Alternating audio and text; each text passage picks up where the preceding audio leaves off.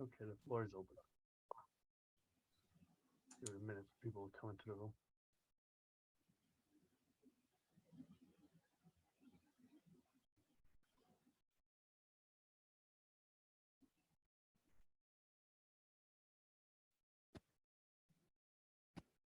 Okay, we'll just wait a few more minutes, see if anybody else wants to join, and then we'll start.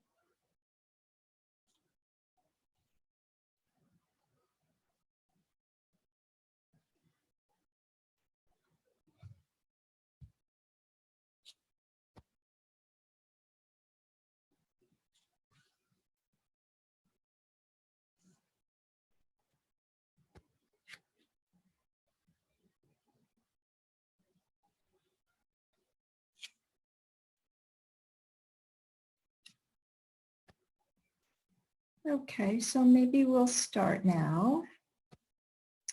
So welcome and thank you for joining my presentation on why you need to eat whole grains.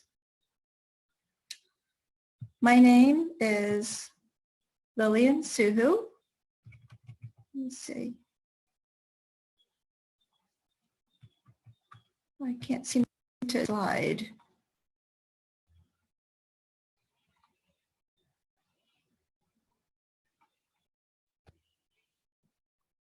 Is Gino there? Yeah. What's that? Oh, I can't seem to advance a slide this time. Try hitting spacebar. Try it again. Yes. Yeah, it doesn't seem to be working.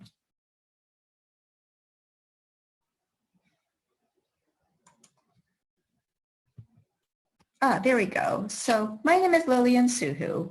I am a registered dietitian. I work at the Center for Behavior and Nutritional Health at Greenwich Hospital as an outpatient dietitian. I am also a diabetes care and education specialist. So today I'm going to discuss with you about whole grains versus refined grains. I'm going to talk a little bit about sprouted whole grains and some of the health benefits of eating whole grains in reducing the risk of heart disease, stroke, diabetes, can help with weight management and some GI benefits. I'll also talk with you about the two different types of fiber and then some special considerations if there is a wheat allergy or gluten sensitivity or celiac disease. So what is a whole grain? Well, a whole grain contains all the nutrients that are in the original grain. Oops, something happened here, okay. And can be processed, but the bran layer and the germ layer are still there. So the grain can be processed. It can be cracked or crushed or rolled or extruded or cooked, but it would still contain the same nutrients that are found in the original grain. Whole grains contain three parts: the bran, the endosperm, and the germ layer. And the bran and the germ layers contain most of the fiber and the nutrients. So the bran is the outer layer of the grain. It provides the most fiber. It does have B vitamins and thiamine, folate, vitamin E, some phytochemicals, antioxidants. The endosperm is the largest part of the germ. contain the starch and some protein. And it is also the storage form of food for the plant that could be developing. Then you have the germ. The germ part of the grain is rich in some healthy fats, unsaturated fatty acids, and vitamin E. It does contain the B vitamins, some phytochemicals, and antioxidants. Versus the refined grain. So a refined grain has undergone processing, and that does remove the bran and germ layers of the grain. And in removing those layers, some of the protein and fiber and iron and a lot of the B vitamins are also removed. That does leave the endosperm, that starchy inside part, and white flour and white bread, corn grits, white rice are some examples of refined grains. Now, the Whole Grains Council is actually a nonprofit organization. It's a consumer advocacy group. And it was organized in 2002 to promote awareness of the importance of whole grains. And they have developed certain stamps that you might have seen on food products already. There are 3 different types of stamps: the 100%, the 50%, and the basic stamp. And those stamps are just showing the consumer how much fiber is in each of the food products. So for instance, the 100% stamp states that all the grains are whole grains. There are no refined grains, and there is at least 16 grams of whole grain in a serving. The 50% stamp states that at least half the grains are whole grains, with a minimal of 8 grams of whole grain per serving. And then you have the basic stamp, which also states that there's at least 8 grams of whole grains per serving, but it could contain more refined grain than whole grains. So that's something to look out for when you buy some products like some breads or rolls. You might look for those whole grain stamps to help you decide which product you want to buy depending on how much fiber there is in them. So examples of whole grains that contain the entire grain are these. And you might be familiar with some of these like barley and buckwheat, oats, quinoa. Quinoa has come into our attention a lot these days. Quinoa is a great grain. It is a complete protein. And of course there's wheat, and then there's brown and wild rice also. There are certain grains that do contain wheat, and this is a list of them.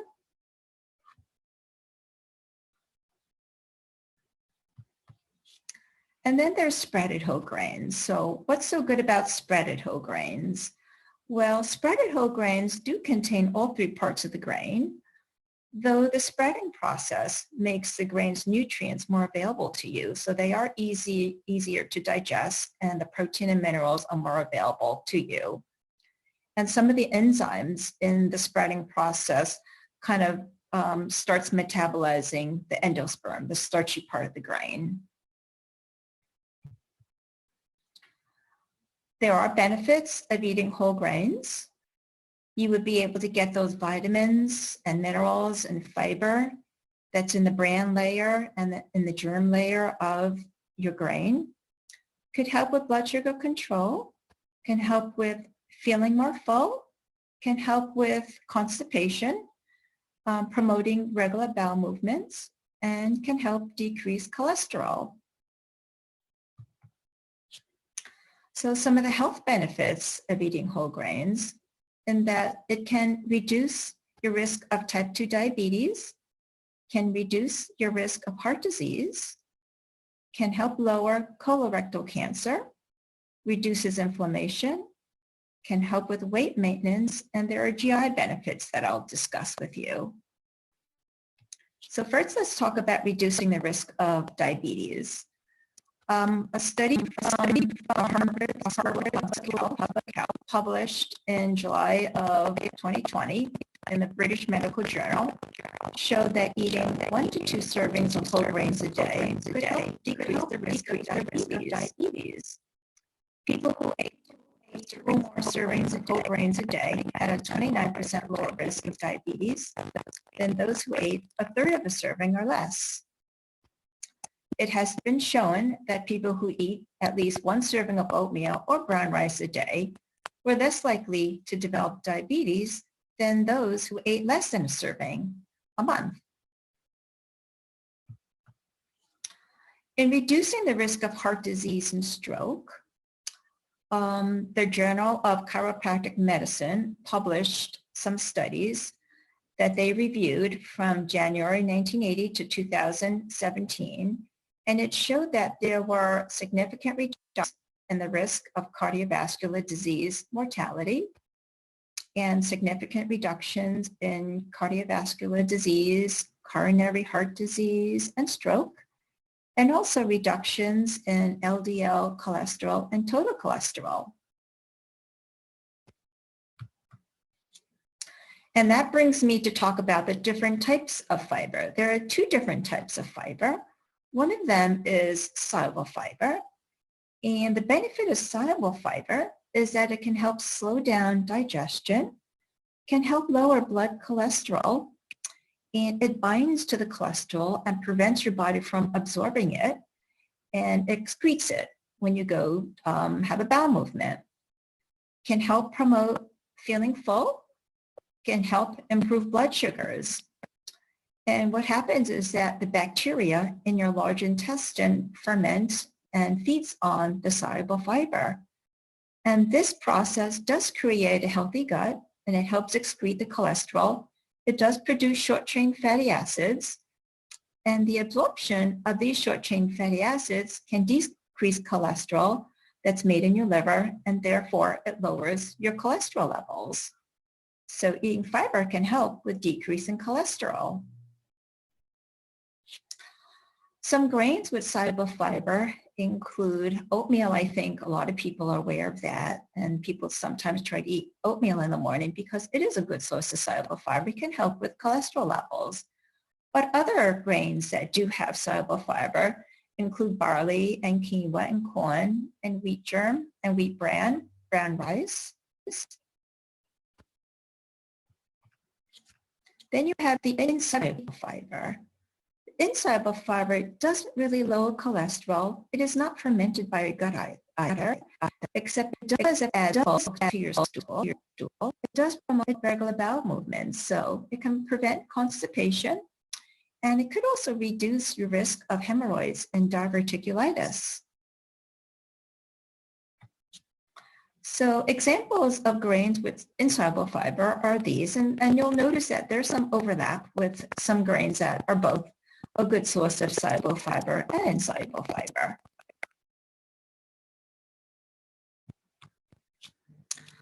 So soluble fiber and cholesterol. Soluble fiber helps to reduce the absorption of cholesterol, and having 5 to 10 grams or more of soluble fiber a day can actually decrease cholesterol. There are different components of cholesterol. So you've all heard of the LDL cholesterol, that's your bad cholesterol, versus the HDL cholesterol, which is your good cholesterol. Well, the LDL cholesterol transports that cholesterol, can cause hardening of the arteries, which can lead to blockages, increasing your risk of heart disease. So 1 serving of breakfast cereal, like oatmeal or oat bran, can provide you with about 3 to 4 grams of fiber. In reducing the risk of colorectal cancer, the American Institute for Cancer Research estimates that about 47% of colorectal cancer cases in the United States could be prevented each year through lifestyle changes. And colorectal cancer is the 3rd most leading cause of cancer among both men and women. And diet does have a major role to play in reducing that risk of colorectal cancer. Eating about 90 grams of whole grains daily can actually reduce your risk of colorectal cancer by about 17%. And of course, there's other factors that come into play here, like maintaining an ideal body weight and limiting your intake of red or processed meats, limiting alcohol, and smoking also. So there's other factors that come into play here also, but fiber is very important. Fiber can reduce inflammation. Inflammation has been implicated in many different chronic diseases. There's a lot of information out there about anti-inflammatory diets now, but the National Institutes of Health has shown that studies have shown that people who replace some of their refined wheat products with whole wheat products actually have a reduction in inflammatory markers. So that's another reason to incorporate whole grains into your diet. Oops. Fiber can help with weight loss. Eating at least 30 grams of fiber a day can help you lose weight, can help you lower your blood pressure. Researchers from the University of Massachusetts Medical School compared two diets. One diet was an American Heart Association diet that advocated fruits and vegetables, high fiber foods, fish, and lean proteins. And then the other half followed a diet that just contained 30 grams or more of fiber. There were 240 volunteers. They all had metabolic syndrome, high blood pressure, high blood sugar, high cholesterol, and they were overweight. Both groups averaged about 19 grams of fiber a day, and both groups did lose weight. They did lower their blood pressure. They did have an improved response to insulin. So that's another reason to incorporate more fiber in your diet. So reducing obesity, fiber can help fill you up, prevent you from overeating. Eating at least 3 servings of whole grains daily has been shown to lower your BMI. In a review of 15 studies in almost 120,000 people. And another study that reviewed research from 1965 to 2010 found that whole grain cereal and cereal with added bran were associated with a lower risk of obesity. So you can conclude from that that fiber does have a link with lowering your risk of obesity. So there are GI benefits of eating fiber in both controlling diarrhea and constipation. And it does depend on how much fluid you take in with your fiber, because if you do not have enough fiber, it can cause constipation. So if you are increasing your fiber intake, just make sure you do have enough fluid. So fiber does support a healthy digestion. It provides bulk for your stools. If you drink enough fluid, it can lower your risk of constipation. And there are some types of fiber in grains that can act as prebiotics, helping your gut bacteria to feed on that beneficial bacteria that's important for digestive health.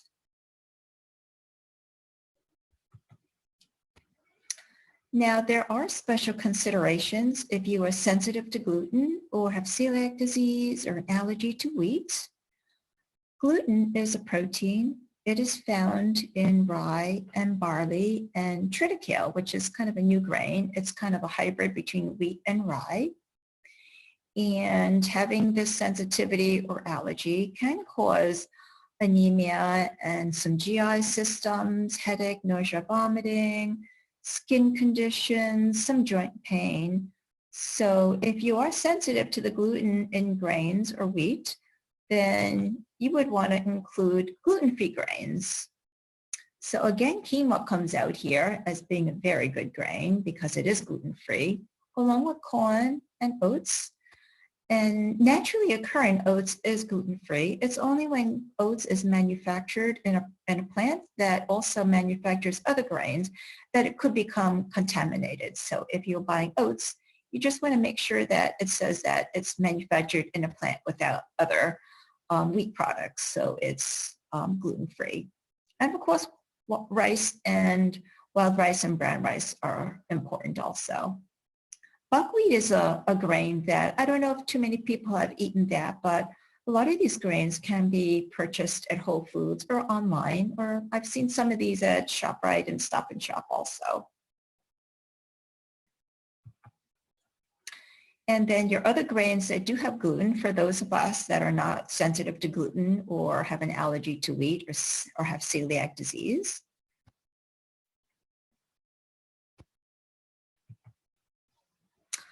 So now that I've spoken to you about the benefits of adding whole grains, and I hope that I've convinced you that it is important to increase your grains, you do want to increase your grains gradually, because if you add too much fiber too quickly, it can cause your stomach to be upset, can cause gassiness or some bloating or cramping.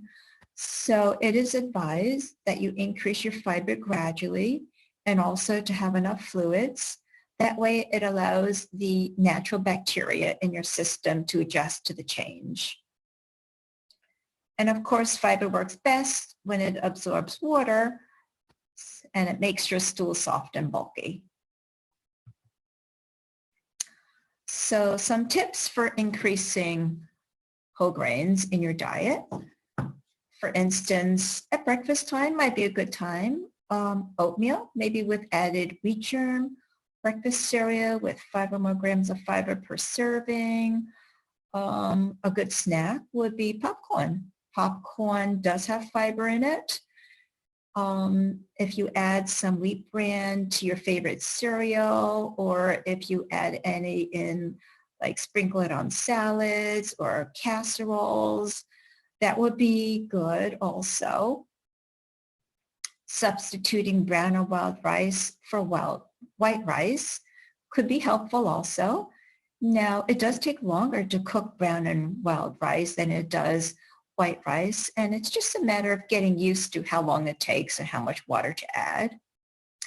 And if you like polenta, then using a whole grain cornmeal instead of corn grits could be beneficial in increasing your whole grains.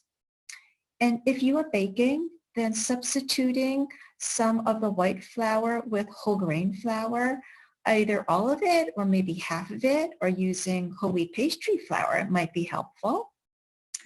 And then of course, if you're making soup, you can always add barley or quinoa or farro or bulgur or your favorite grain to soup. And in salads also, a lot of times you can order your salad with quinoa these days. So in summary, the health benefits of including whole grains are reductions in diabetes, in heart disease, in stroke, and colorectal cancer, can reduce inflammation, can help with weight management, and can help with alleviating constipation. So whole grains can really make a lot of difference in your life.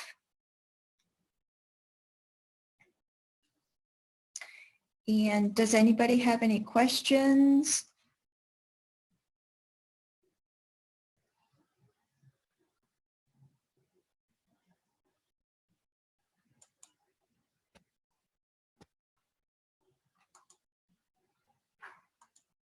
No questions here?